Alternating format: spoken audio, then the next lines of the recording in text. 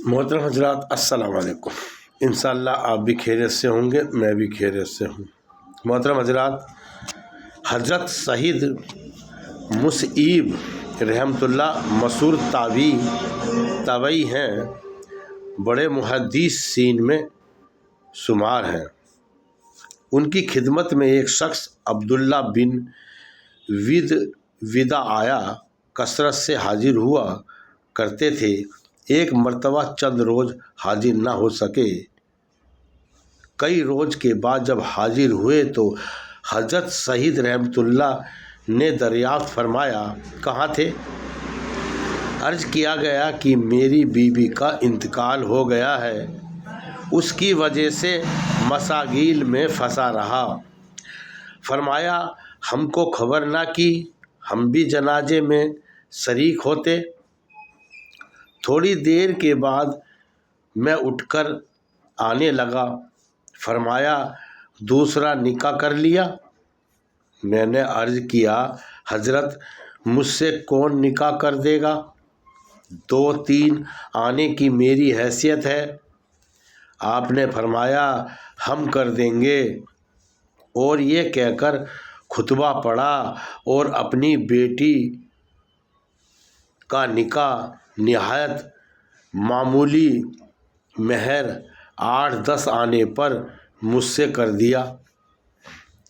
اتنی مقدار میں کہ ان کے نزدیک جائز ہوگی، جیسا کہ بعض اماموں کا مذہب ہے۔ حنفیہ کے نزدیک 2.5 روپے سے کم جائز نہیں۔ نکاح کے بعد اٹھا اور اللہ ہی کو معلوم ہے کہ مجھے کس قدر مسرت تھی۔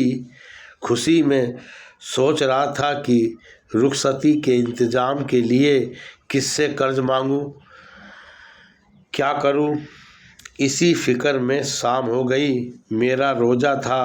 مغرب کے وقت روزہ افطار کیا۔ نماز کے بعد گھر آیا، چراغ جلایا، روٹی اور زیتون کا تیل موجود تھا، اس کو کھانے لگا کہ کسی شخص نے دروازہ کھٹکھٹایا۔ میں نے پوچھا، کون ہے؟ کہا، سید ہے۔ میں سوچنے لگا کہ کون سید ہے۔ حضرت کی طرف میرا خیال بھی نہ گیا کہ 40 برس سے اپنے گھر یا مسجد کے سوا کہیں آنا جانا تھا ہی نہیں۔ باہر آ کر دیکھا کہ سید بن مسعب رحمۃ اللہ نے میں نے عرض کیا، آپ نے مجھے کیوں نہ بلا لیا؟ فرمایا، میرا ہی آنا مناسب تھا۔ میں نے عرض کیا، کیا ارشاد ہے؟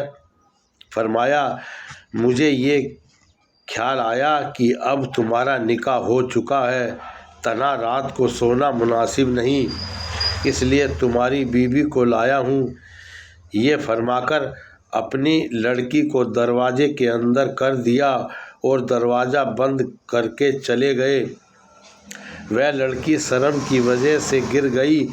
میں نے اندر سے کواڑ بند کیے اور وہ روٹی اور تیل جو چراغ کے سامنے رکھا تھا وہاں سے ہٹا دیا کہ اس کی نظر نہ پڑے، اور مکان کی چھت پر چڑھ کر پڑوسیوں کو آواز دی۔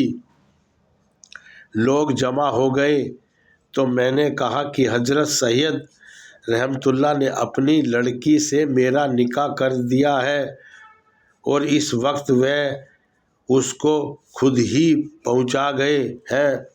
سب کو تعجب ہوا، کہنے لگے، واقعی وہ تمہارے گھر میں ہے؟ میں نے کہا، ہاں، اس کا چرچا ہوا، میری والدہ کو خبر ہوئی، وہ بھی اس وقت آ گئی اور کہنے لگی، اگر 3 دن تک تو نے اس کو چھیڑا تو تیرا منہ نہ دیکھوں گی۔ ہم 3 دن میں اس کی تیاری کر لیں گے۔